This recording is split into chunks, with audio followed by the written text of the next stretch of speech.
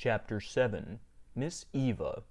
During the holidays, I once went to the house where Demian had lived with his mother years ago. An old woman was walking in the garden. I spoke to her and found out that the house belonged to her. I asked about the Demian family. She remembered them well, but she didn't know where they lived now. Sensing my interest, she took me into the house, found a leather album, and showed me a photograph of Demian's mother. I could barely remember her, but when I saw the little portrait, my heart stopped. That was my dream image.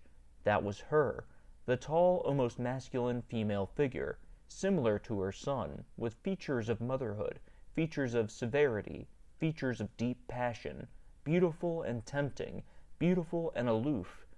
Demon and mother, fate and lover. That's it. It was like a wild miracle when I found out that my dream image lived on Earth. There was a woman who looked like that, who bore the traits of my destiny. Where was she? Where? And she was Demian's mother. Soon afterwards I began my journey, a strange journey. I drove restlessly from place to place, following every idea, always looking for this woman. There were days when I met a lot of figures who reminded me of her, who echoed her, who resembled her, who lured me through alleys of foreign cities, through train stations, into trains, as if in complicated dreams. There were other days when I realized how useless my searching was. Then I sat idly somewhere in a park, in a hotel garden, in a waiting room, and looked into myself and tried to bring the image to life in me. But it had now become shy and fleeting. I was never able to sleep. I only dozed off for 15 minutes on train journeys through unknown landscapes. Once in Zurich, a woman, a pretty, somewhat cheeky woman, stalked me. I barely saw her and kept walking as if she were air. I would rather have died immediately than give another woman even an hour's worth of sympathy. I felt that my fate was pulling me. I felt that fulfillment was near, and I was mad with impatience that I couldn't do anything about it. Once at a train station, I think it was in Innsbruck, I saw a figure in the window of a train that was just leaving that reminded me of her, and I was unhappy for days. And suddenly the figure appeared to me again at night in a dream. I woke up with an ashamed and desolate feeling about the futility of my hunt, and drove straight back home. A few weeks later I enrolled at the University of H. Everything disappointed me. The course on the history of philosophy that I heard was just as insubstantial and factory-like as the activities of the young people studying. Everything was so standard. Everyone acted like the other, and the heated happiness on the boyish faces looked so sadly empty and bought in. But I was free. I had my whole day to myself, lived quietly and beautifully in old walls outside the city, and had a few volumes of Nietzsche on my table. I lived with him, felt the loneliness of his soul, sensed the fate that drove him inexorably, suffered with him, and was happy there had been someone who had gone his way so relentlessly. Late in the evening I once strolled through the city in the blowing autumn wind, and heard the student clubs singing from the taverns. Tobacco smoke came out in clouds from the open windows, and the singing came in thick torrents, loud and taut, yet lively and lifelessly uniform. I stood on a street corner and heard the punctual cheerfulness of youth emanating from 2 bars into the night. Togetherness everywhere, crouching together everywhere, unloading fate everywhere, and escaping into the warmth of the herd. Behind me 2 men walked slowly past. I heard a bit of their conversation.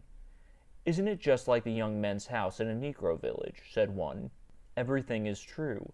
Even tattooing is still fashionable. You see, this is young Europe."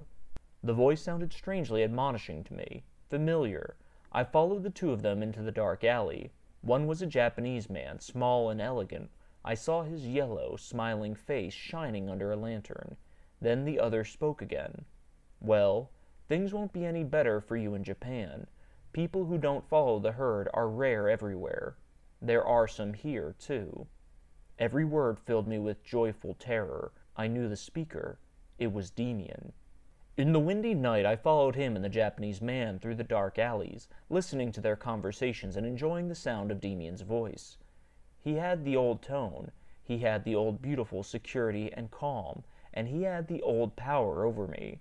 Now everything was fine. I had found him. At the end of the suburban street, the Japanese man said goodbye and unlocked a front door. Demian went back the way. I had stopped and was waiting for him in the middle of the street, with my heart pounding. I saw him coming toward me, upright and elastic, in a brown rubber coat, with a thin stick hanging from his arm. Without changing his steady pace, he came close to me, took off his hat, and showed me his old, fair face, with the determined mouth and the peculiar brightness on his broad forehead. "Demian!" I shouted. He held out his hand to me. "So there you are, Sinclair. I was expecting you. Did you know I was here?" "I didn't exactly know, but I certainly hoped so. I only saw you this evening. You've been following us the whole time. So you knew me right away." "Of course. You have changed, though, but you have the mark." "The sign? What sign?" "We used to call it the mark of Cain, if you remember. It is our sign. You've always had it. That's why I became your friend. But now it's becoming clearer. I didn't know it, or actually, I once painted a picture of you, Demian, and was amazed that it was similar to me. Was that the sign?" "That was it. It's good that you're here now. My mother will be happy too." I was frightened. "Your mother? Is she here? She doesn't even know me." "Oh, she knows about you. She will know you even without me telling her who you are. You haven't let anyone hear from you for a long time." "Oh, I often wanted to write, but I couldn't. For some time I have felt that I had to find you soon. I waited for this every day." He slipped his arm into mine and continued walking with me. Peace emanated from him and moved into me. We were soon chatting like we used to.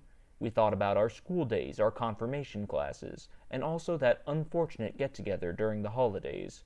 But there is no mention of the earliest and closest bond between us, the story of Franz Cromer. Suddenly we found ourselves in the middle of strange and foreboding conversations, reminiscent of Demian's conversation with the Japanese man.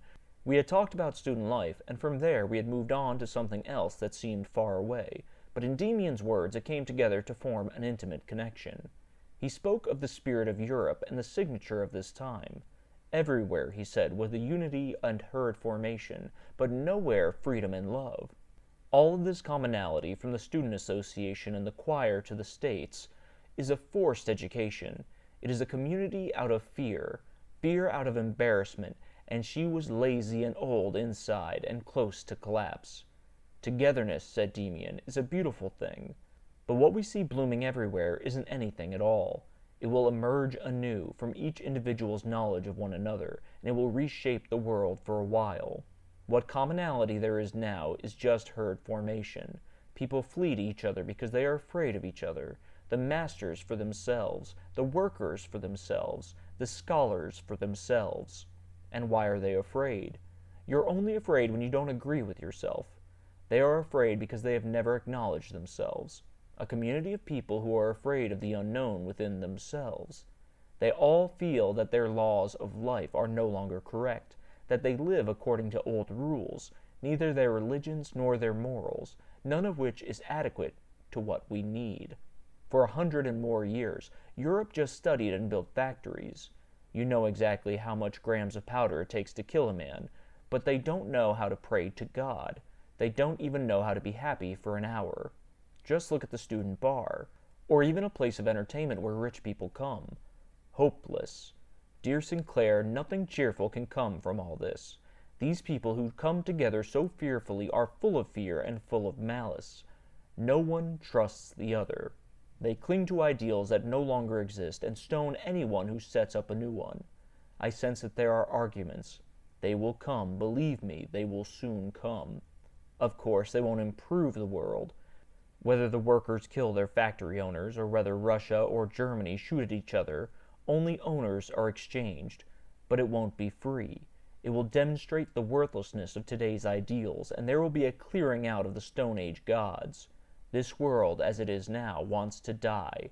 It wants to perish, and it will. And what will happen to us, I asked. From us? Oh, maybe we'll perish too. You can kill us too, except we're not done with it. The will of the future will gather around what remains of us, or around those of us who survive. The will of humanity will become apparent, which our Europe has for a while exceeded with its fare of technology and science, and then it will become clear that the will of humanity is never and nowhere the same as that of today's communities, states, and peoples, associations, and churches. What nature wants with people is written in each individual, in you and me. It was in Jesus, it was in Nietzsche. There will be room for these alone important currents, which of course can look different every day when today's communities collapse. We stopped late in front of a garden by the river. "This is where we live," said Demian. "Come to us soon. We are waiting for you very much." I joyfully walked my long way home through the cool night. Here and there returning students made noise and swayed through the city. I often had the contrast between her strange kind of happiness and my lonely life as experienced, often with a feeling of deprivation, often with ridicule, but never before had I felt as calmly and secretly as I did today how little it concerned me, how far away and lost this world was to me. I remembered officials from my hometown, old worthy gentlemen who clung to the memories of their bar-roomed semesters like souvenirs of a blessed paradise, and who practiced a cult with the lost freedom of their student years that poets and other romantics usually devote to childhood. Same everywhere. Everywhere they looked for freedom and happiness, somewhere behind them, out of sheer fear that they would be reminded of their own responsibility and reminded of their own path. You drank and cheered for a few years, and then you crawled into hiding and became a serious gentleman in the civil service. However, when I arrived at my remote apartment and looked for my bed, all these thoughts were gone, and my whole mind clung to the great promise that this day had given me. As soon as I wanted to see Demian's mother tomorrow. If the students held their pubs and tattooed their faces, if the world was lazy and waiting for its downfall, what did it matter to me? I was just waiting for my fate to appear before me in a new image. I slept soundly until late in the morning. The new day dawned for me as a day of celebration, the likes of which I had not experienced since the Christmas parties of my boyhood. I was full of the innermost restlessness, but without any fear. I felt that an important day had dawned for me. I saw and felt the world around me transformed, waiting, relational and solemn. Even the gently flowing autumn rain was beautiful, quiet, and festive, full of serious, happy music. For the first time, the external world resonated with my internal one. Then it is a holiday for the soul. Then it is worth living. No house, no shop window, no face in the street bothered me. Everything was as it should be, but did not have the empty face of the everyday and familiar, but was awaiting nature, standing reverently ready for fate. And at Easter, I didn't know that this world could still be so beautiful. I had gotten used to living within myself and coming to terms with the fact that I had just lost the sense of what was out there, that the loss of the brilliant colors was inevitably linked to the loss of childhood, and that, in a sense, one lost the freedom and manhood of the soul. I have to pay by giving up this lovely shimmer. Now I saw with delight that all of this had been buried and obscured, and that it was possible, even as someone who had become free, and had renounced the joy of children, to see the world shine and to taste the heartfelt thrills of childlike vision. The hour came when I found the suburban garden again, where I had to say goodbye to Max Demian that night. Hidden behind tall, rain-gray trees stood a small house, bright and homely, tall flower bushes behind a large glass wall, and dark-room walls with pictures and rows of books behind blank windows. The front door led directly into a small, warm hall. A mute old maid, black, with a white apron, led me in and took my coat. She left me alone in the hall. I looked around, and immediately I was in the middle of my dream. At the top of the dark wooden wall, above a door, hung under a glass in a black frame a well-known picture, my bird with the golden yellow sparrowhawk head swinging out of the world bowl. I stood still, moved. My heart felt so happy and aching, as if at that moment everything I had ever done and experienced was returning to me as an answer and fulfillment. In a flash I saw a multitude of images flash past my soul. My father's house with the old stone coat of arms above the archway, the boy Demian who drew the coat of arms, myself as a boy, fearfully entangled in the evil spell of my enemy Cromer, myself as a youth, painting the bird of my longing, and the quiet table in my student room. With wet eyes, I stared at my picture and read within myself. Then my gaze fell. Under the picture of a bird in the open door stood a tall woman in a dark dress. It was her. I couldn't say a word. The beautiful, venerable woman smiled kindly at me with a face like that of her son, without time or age, and full of animated will. Her look was fulfillment. Her greeting meant homecoming.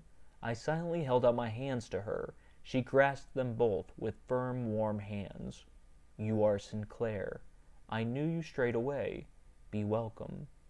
Her voice was deep and warm. I drank it like sweet wine, and now I looked up into her silent face, into the black, fathomless eyes, at the fresh, ripe mouth, at the free, princely forehead that bore the mark. "How glad I am," I said to her and kissed her hands. "I think I've been on the road my whole life, and now I've come home." She smiled motherly. "You never come home," she said kindly, "but where friendly paths converge, the whole world looks like home for an hour." She expressed what I had felt on the way to her. Her voice and her words, too, were very familiar to her son's, and yet very different. Everything was more mature, warmer, more natural. But just as Max had never given anyone the impression of a boy before, his mother looked nothing like the mother of a grown son. So young and sweet was the air on her face and hair, so firm and wrinkle-free was her golden skin, so blooming the mouth. She stood before me even more regal than in my dream, and her presence was the joy of love. Her look was fulfillment. This was the new picture in which my fate presented itself to me. No longer strict, no longer lonely, no longer ripe and lustful. I made no decisions, made no vows. I had come to a destination, to a high place from where the further path appeared wide and splendid, striving toward the lands of promise, overshadowed by treetops of nearby happiness, cooled by nearby gardens of every pleasure. Whatever it was, I was happy to know this woman in the world, to drink in her voice and breathe in her closeness. May she be my mother, my lover, my goddess. If only she were there, if only my path was close to theirs. She pointed up to my sparrowhawk picture. "You have never given our Max greater joy than with this picture," she said thoughtfully, "and me too. We waited for you, and when the picture came, we knew you were on your way to us. When you were a little boy, Sinclair, my son came home from school one day and said, 'There is a boy with a mark on his forehead who must be my friend.' That was you. It wasn't easy for you, but we trusted you. Once, when you were home on vacation, you met Max again. You were about 16 years old at the time. Max told me about it." I interrupted. "Oh, that he told you that. It was my most miserable time back then." "Yes, Max said to me, 'Now Sinclair has the hardest part ahead of him. He makes another attempt to escape into the community. He has even become a brother in the inn, but he won't succeed. His mark is veiled, but it secretly burns him.' Wasn't it like that?" "Oh yes, that's how it was. Exactly like that. Then I found Beatrice, and then finally a guide came again to me. His name was Pistorius. Only then did I realize my boyhood was so tied to Max, why I couldn't get away from him. Dear woman, dear mother, back then I often believed that I would have to take my own life. Is the path so difficult for everyone?" She ran her hand through my hair, light as air. "It is always difficult to be born. You know the bird is having trouble getting out of the egg. Think back and ask yourself, was the journey so difficult? Just difficult? Wasn't it beautiful too? Would you have known a nicer one, an easier one?" I shook my head. "It was hard," I said as if in my sleep. "It was hard until the dream came." She rejected and looked at me intently. "Yes, you have to find your dream, then the path will be easy. But there is no everlasting dream. Each one is replaced by a new one, and you shouldn't want to hold on to any of them." I was deeply shocked. Was that a warning? Was that already defense? But regardless, I was willing to let her guide me and not ask about the destination. "I don't know," I said, "how long my dream will last. I wish it was eternal. Under the image of the bird, my fate welcomed me, like a mother and like a lover. It owns me and no one else." "As long as the dream is your destiny, you should remain faithful to it," she confirmed seriously. A sadness seized me, and the ardent wish to die in this enchanted hour. I felt the tears, how long it had been since I'd cried, unstoppably swell up within me and overwhelm me.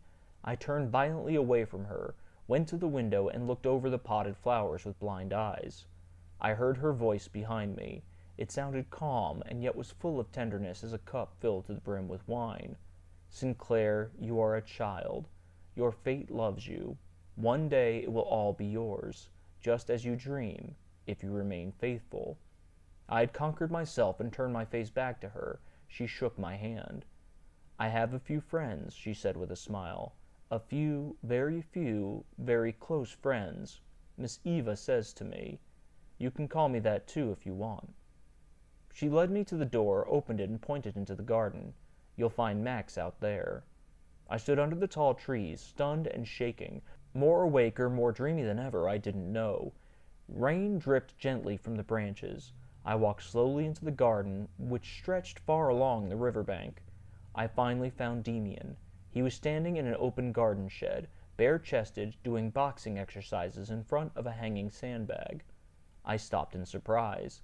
Demian looked magnificent. The broad chest, the firm masculine head, the raised arms with toned muscles were strong and capable. The movements came from the hips, shoulders, and arm joints like playing springs. "Demian," I shouted, "what are you doing there?" He laughed happily. "I'm practicing. I promised the little Japanese man a wrestling match. The guy is as quick as a cat, and of course just as tricky, but he won't be able to handle me. It's a very small humiliation that I owe him."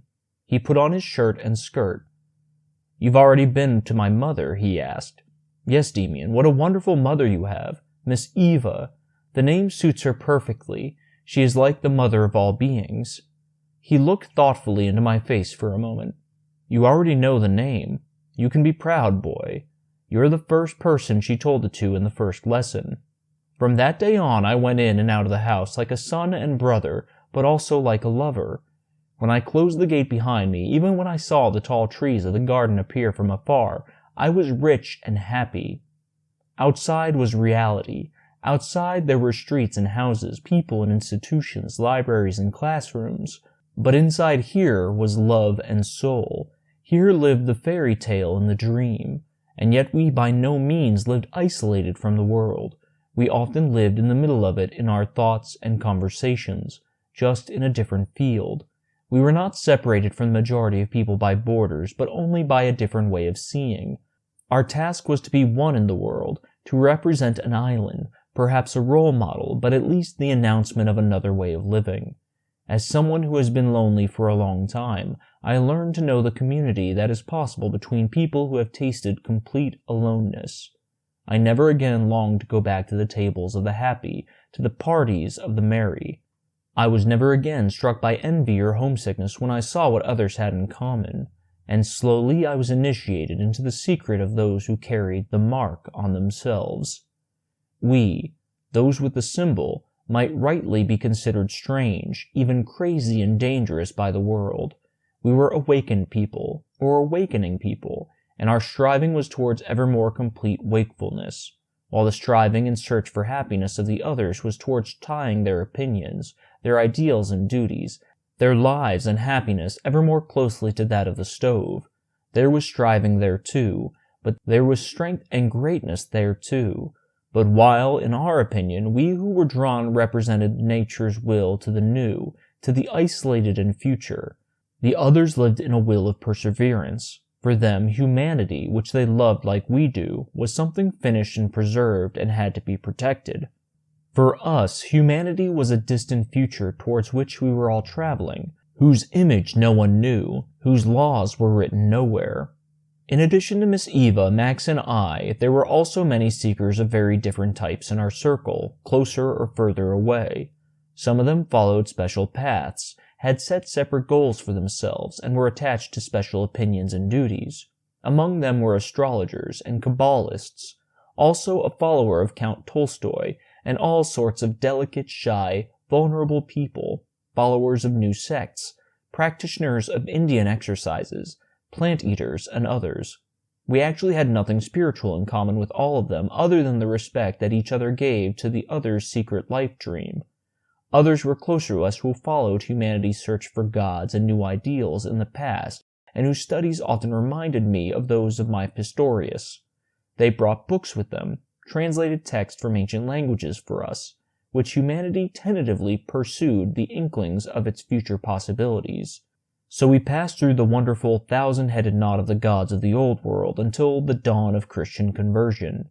The confessions of the lonely pious became known to us, and the changes in religion from people to people, and from everything we collected we came up with a criticism of our time and of today's Europe, which had made enormous efforts to create powerful new weapons for humanity, but had finally fallen into a deep and ultimately blatant desolation of the spirit. For it had gained the whole world only to lose its soul over it. Here, too, we were believers and professors of certain hopes and doctrines of salvation. There were Buddhists who wanted to convert Europe, and Tolstoy disciples and other denominations. We in the inner circle heard and did not accept any of these teachings other than as symbols. We, those marked, had no concern about shaping the future. To us, every confession, every doctrine of salvation seemed dead and useless in advance. And we only felt this as a duty and fate, that each of us should become completely himself, so completely do justice to the germ of nature that is active within him, and live to the will that the uncertain future finds us ready for anything and everything it wants to bring. For this, said and unsaid, was clear to all of us in the feeling that a new birth and collapse of the present was near and already noticeable. Demian sometimes told me, "What is to come is unthinkable. The soul of Europe is an animal that lay bound indefinitely.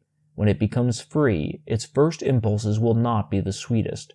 But the paths and detours are irrelevant if only the true distress of the soul comes to light, which has been lied away and numbered over and over again for so long. Then our day will come. Then we will be needed, not as leaders or new legislators. We will no longer experience the new laws, rather as willing people, as those who are ready to go along and stand where fate calls. See, all people are willing to do the incredible when their ideals are threatened, but no one is there when a new ideal, a new, perhaps dangerous and scary impulse of growth comes knocking. The few who are there and go with us will be us. We are marked for this, like Cain was marked, to arouse fear and hatred and to drive humanity from a narrow idyll into dangerous expansions. All people who have influenced the course of humanity, all without distraction, were only capable and effective because they were ready for fate. That fits Moses and Buddha. It fits Napoleon and Bismarck. Which wave a person serves, from which pole he is governed, is not his choice. If Bismarck had understood the Social Democrats and aligned himself with them, he would have been a clever gentleman, but not a man of fate. That's how it was with Napoleon, with Caesar, with Loyola, with everyone. You always have to think about it from a biological and evolutionary perspective.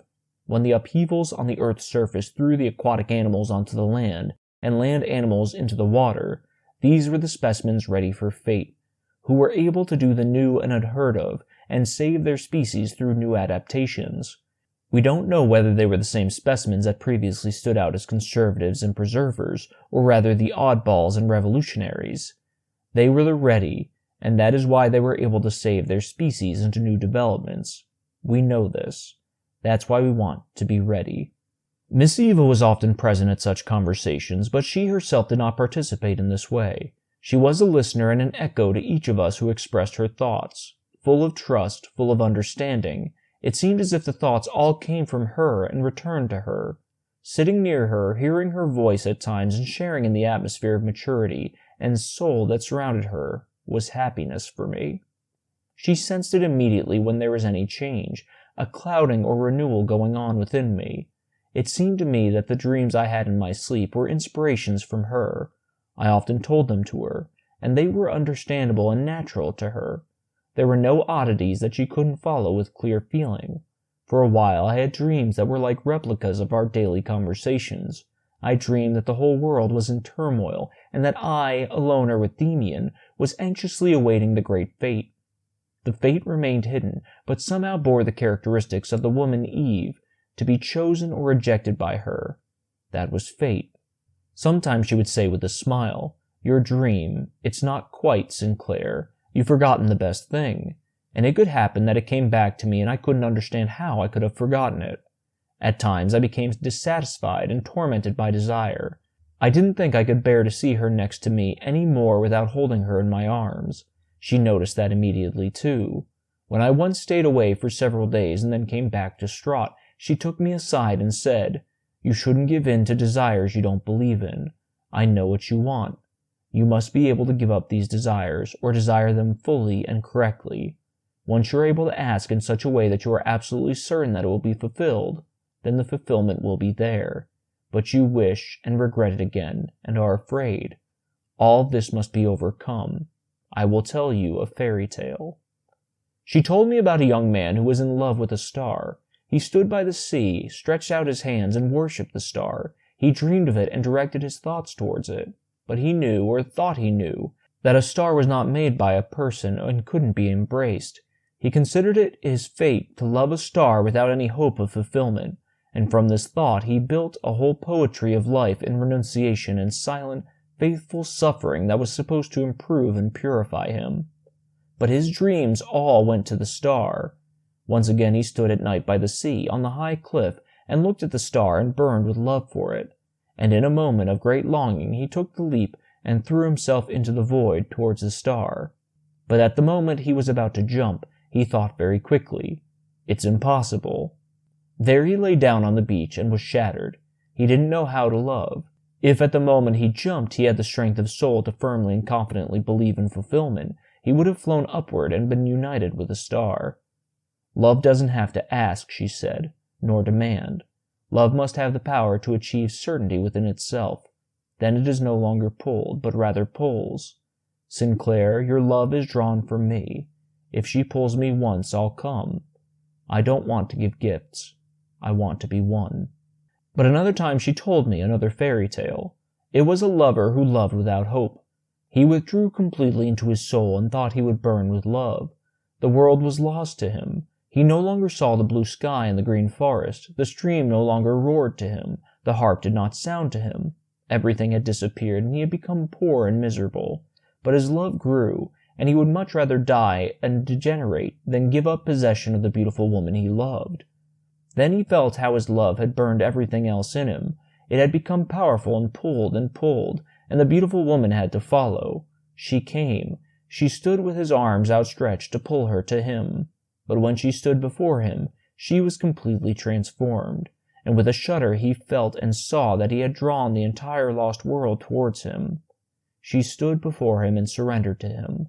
Sky and forest and stream, everything came to him in new colors, fresh and wonderful, belonged to him, spoke his language, and instead of just winning a wife, he had the whole world at heart, and every star in the sky glowed within him and sparked lust through his soul. He had loved and found himself in the process, but most people love in order to lose themselves in the process. My love for my wife Eva seemed to be the only thing content in my life, but every day she looked different.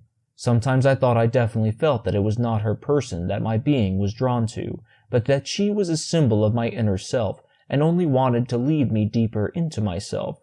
I often heard words from her that sounded like answers from my unconscious to burning questions that moved me.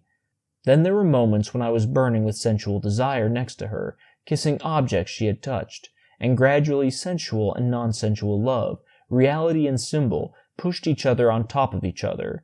Then it happened that I was thinking about her in my room at home, in quiet intimacy, and I thought I could feel her hand in mine and her lips on mine.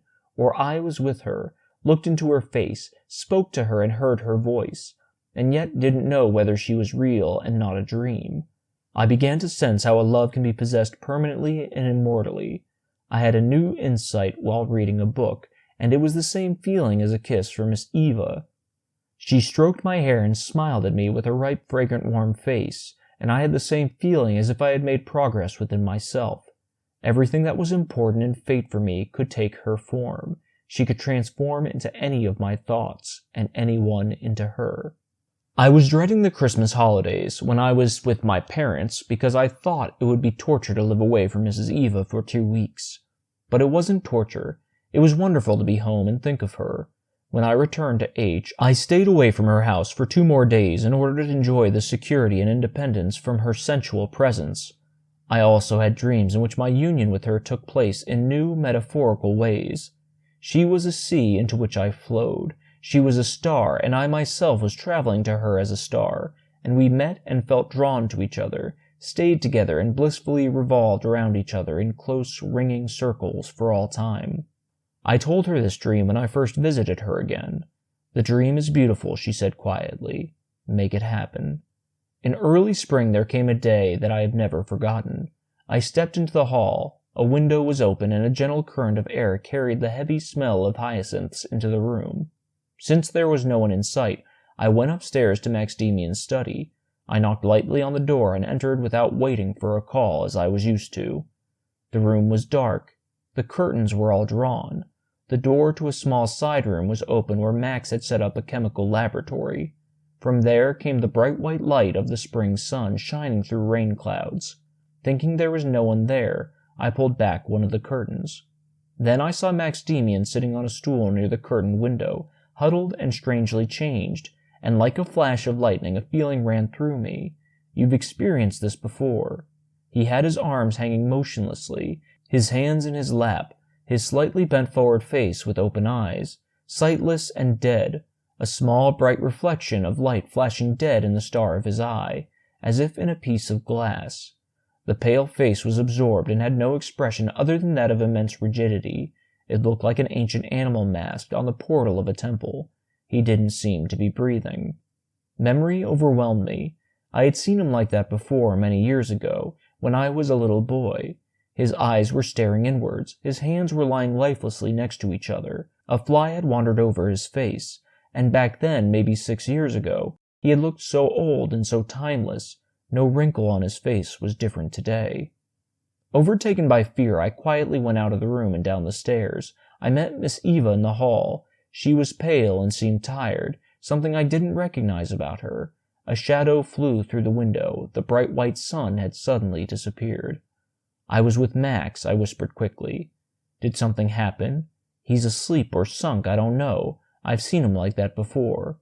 "You didn't wake him up?" she asked quickly. "No, he didn't hear me. I went straight back out. Miss Eva, tell me, what's wrong with him?" She rubbed the back of her hand over her forehead. "Be calm, Sinclair. Nothing will happen to him. He is withdrawn. It won't take long."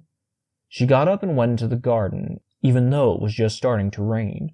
I felt that I shouldn't come with you, so I walked up and down the hall, smelled the intoxicatingly scented hyacinths, stared at a picture of a bird above the door, and breathed with anxiety at the strange shadow that filled the house that morning. Was this it? What was this? What happened? Miss Eva soon returned. Raindrops hung in her dark hair. She sat down in her armchair. Tiredness was upon her. I came next to her, leaned over her, and kissed the drops of her hair. Her eyes were bright and still, but the drops touched like tears to me. "Should I check on him?" I asked in a whisper. She smiled weakly. "Don't be a little boy, Sinclair," she admonished loudly, as if to break a spell within herself. "Leave now and come back later. I can't talk to you now." I walked and ran away from the house and the city toward the mountains. The slanting thin rain came toward me. The clouds drifted low under heavy pressure, as if in fear. There was hardly any wind below, it seemed to be storming above, and several times the sun broke out of the steely gray clouds, pale and bright for a few moments. Then a loose yellow cloud came drifting across the sky. It piled up against the gray wall, and in a few seconds the wind formed an image out of the yellow and the blue.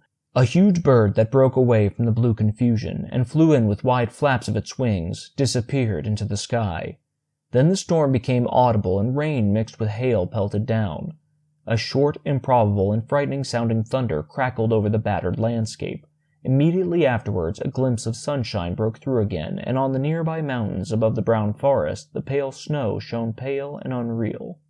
When I returned hours later, wet and exhausted, Demian opened the front door for me himself.